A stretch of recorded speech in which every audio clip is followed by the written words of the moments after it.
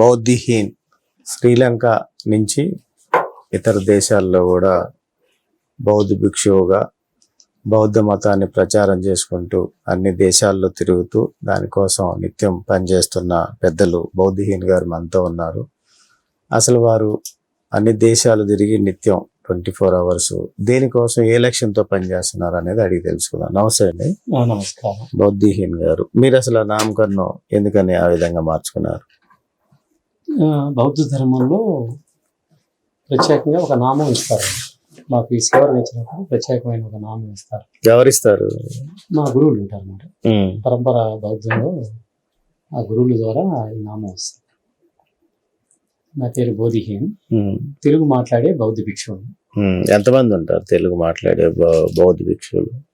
బౌద్ధ భిక్షువులు అంటారా, మిమ్మల్ని ఏమంటారు? బౌద్ధ భిక్షువులు అంటారు. ఓకే. అంటే ఏంటి సార్ అసలు బౌద్ధ భిక్షువు అంటే అర్థం ఏంటి? బౌద్ధ భిక్షువు అంటే అర్థము, భిక్షు అంటే ఇది భిక్ష పాత్ర. ఇది ఈ భిక్ష పాత్ర ద్వారానే మాకు భిక్ష అడుక్కునేవాడు అని అర్థం. తెలుగులో డైరెక్ట్ గా చెప్పాలంటే భిక్షని అడుక్కునేవాడు అని అర్థం. బౌద్ధ భిక్షు అంటే ఆ బుద్ధుని యొక్క తథాగతుడి యొక్క ధర్మాన్ని ప్రబోధించడానికి నిరంతరం ఆకలేసినప్పుడు అడుక్కుంటూ చెంచరిస్తూ గ్రామాలు తిరుగుతూ గ్రామాల్లో చైతన్యం తీసుకురావడము, వాళ్ళలో శాంతియుత భావాన్ని, నెక్స్ట్ ఈ కోపాలు ఈ తాపాలు ఎన్నో ఉండకూడదని ఒక మంచి మధ్య మార్గాన్ని, అంటే ఆనాడే బుద్ధుడి కాలంలోనే నాస్తికవాదం ఉంది, హేతువాదం ఉంది, అదేవిధంగా దేవుడు ఉన్నాడు అనే వాదం కూడా ఉంది. ఇవి కాదు మధ్య మార్గం అని చెప్పేసి ఆయన బుద్ధ భగవానుడు ఒక కార్యక్రమాన్ని సృష్టించారు. తద్వారా ఆయన యొక్క ఆలోచన విధానాన్ని ప్రజల్లోకి ప్రపంచానికి వ్యాప్తి చేసే క్రమంలోనే ఈ రోజున చైనా, జపాన్, శ్రీలంక, ఇండోనేషియా మొత్తం ప్రపంచం అంతా వ్యాపించిందండి ఈ ధర్మం. ఈ రోజున మరి మన భారత ప్రధాని కూడా బుద్ధిజమే మాట్లాడుతున్నారు. అంటే ఒక బౌద్ధాన్ని మాట్లాడితే అతను వివేకానందుడని, బుద్ధుని తత్వాన్ని చెప్పటమే ఒక గాంధీ అయ్యాడు. అదేవిధంగా బుద్ధుని అనుసరించడం వల్లనే బాబాసాహెబ్ అంబేద్కర్ అయ్యాడు. ఈ ధర్మం యొక్క గొప్పతనం ఈ భారత ఖండంలోనే పుట్టడం మనం అందరం గర్వించవలసిన స్థితి. మరి అంటే ఇప్పుడు బౌద్ధిజం, బుద్ధిజం, ఈ బుద్ధిజంలో ఉన్న వాళ్ళు అసలు అంటే దేవుడు లేడని నమ్ముతారా? అంటే ఏంటి అర్థం? ఇప్పుడు మీరు 3 అర్థాలు చెప్పారు. ఒకటి నాస్తికుడు, దేవుడు నమ్మేవాళ్ళు, మధ్య మార్గం. అంటే ఈ మధ్య మార్గం యొక్క అర్థం ఏంటి అసలు? అంటే దేవుడు ఉన్నాడని నమ్ముతారా, లేరని నమ్ముతారా? ముఖ్యంగా మానవ సమాజం అవతరించే క్రమంలోనే వాళ్ళు ఈ ప్రకృతి నుంచి, ఈ జీవరాశుల నుంచి, ఈ పశు గణాల నుంచి విడిపోయే క్రమంలోనే తనకు తానుగానే ఈ జ్ఞానాన్ని, ఈ ప్రజ్ఞని ఆయన సృష్టించుకున్నాడు. ఆ క్రమంలో కొన్ని భయాలేమో దేవుడు గాను, కొన్ని ఆలోచన విధానాలేమో ఆ రోజుల్లోనే చార్వాకులు, లోకాయుతులు, కణవాదులు అని మహా ఋషులు ఉండేవారు. దాని నుంచి మరి జైనము పుట్టింది. జైనానికి ముందు శైవం ఉంది. ఆ శైవం అయితే అసలు రూపం లేదు, ఏమీ లేదు చెప్పే ఒక గొప్ప ధర్మము.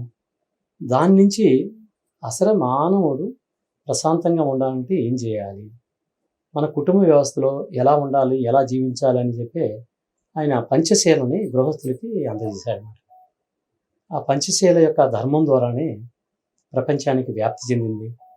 సంసార జీవితాల్లో కల్మషాలు లేకుండా శాంతిగా జీవించడము, ఈ విధమైన కుటుంబ వ్యవస్థ బలోపేతం అవడానికి బౌద్ధం చాలా ముందు ఉపయోగపడింది అన్నమాట. అంటే ఇప్పుడు బౌద్ధం మీరు దాని మీద ప్రచారం చేసుకుంటూ ముందుకెళ్తా ఉన్నారు. అన్ని దేశాలు తిరుగుతున్నారా మీరు? అన్ని దేశాలు తిరుగుతున్నాను. తెలుగు ప్రాంతాల్లోనే తిరుగుతున్నారా? లేదు, అన్ని దేశాలు తిరుగుతున్నాను. నన్ను శ్రీలంకలో వాషింగ్టన్లో బాబాసాహెబ్ అంబేద్కర్ యొక్క స్టాచ్యూ ఓపెన్ చేయాలి, తెలుగు హిందీ మాట్లాడే ఎవరున్నారని శ్రీలంకలో అడిగితే మా గురువులు ఈయన హిందీ కూడా మాట్లాడగలడు అని చెప్పి నన్ను పంపడం జరిగింది. నేను వాషింగ్టన్లో బాబాసాహెబ్ అంబేద్కర్ స్టాచ్యూ మొట్టమొదట ఓపెన్ చేసిన దాంట్లో నేను ఒక వ్యక్తిని. వాళ్ళు 4 దేశాల నుంచి వాళ్ళు వచ్చారు. మయన్మార్ నుంచి వచ్చారు, అలాగే భూటాన్ నుంచి వచ్చారు, అలాగే టిబెట్ నుంచి వచ్చారు.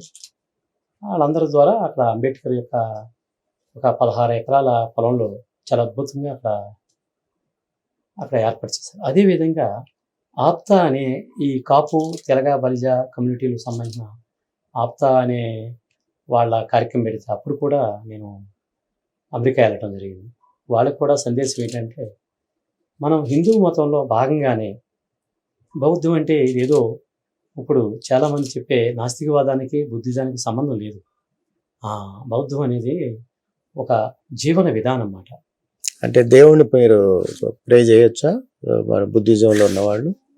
మరియు దేవుడని ప్రత్యేకంగా అడగటంలో ఏంటంటే, కాదు, మీరు నాస్తికుడు అన్నారు కాబట్టి నేను దాని గురించి ప్రత్యేకంగా అడగటం కాదు. అవునవును. మీరు అవును. బుద్ధిజంలో ఉన్నారు, నాస్తికత్వం గురించి మాట్లాడారు అవునవును కాబట్టి బుద్ధిజంలో నేను ఉంటాను అనుకోండి, ఉంటారు. నేను దేవుణ్ణి ప్రార్థించవచ్చా, కోరుకోవచ్చా, అవును, ప్రే అవును. చేయొచ్చా? అవును. అది నేను తెలవక అడుగుతున్నా. అవునవును బుద్ధ భగవానులు ఏంటంటే, నా కోసం కాదు, మీకోసం, ప్రజల సమాజం కోసం. కోసం సమాజం. బుద్ధ భగవానులు చెప్పింది ఏంటంటే, ఉమ్. బాహ్యంగా దేవుడు లేడు, నువ్వు ఎదుగుతున్నంత సేపు దేవుడు దొరకడు. దేవుడిని నువ్వు వెతికావా బయట, నీకు దొరకడు. కానీ అదే కళ్ళు మూసుకుని నువ్వు అంతర్ధ్యానం, అంతర్ముఖం అయ్యావంటే నీలోనే ఆ దైవత్వం అనేది ఆవిష్కరించబడుతుంది. తద్వారానే నీలో మంచి ఏ జీవుల్ని హింసించరాదని నీకు వస్తుంది, దయ కలుగుద్ది, కరుణ కలుగుద్ది.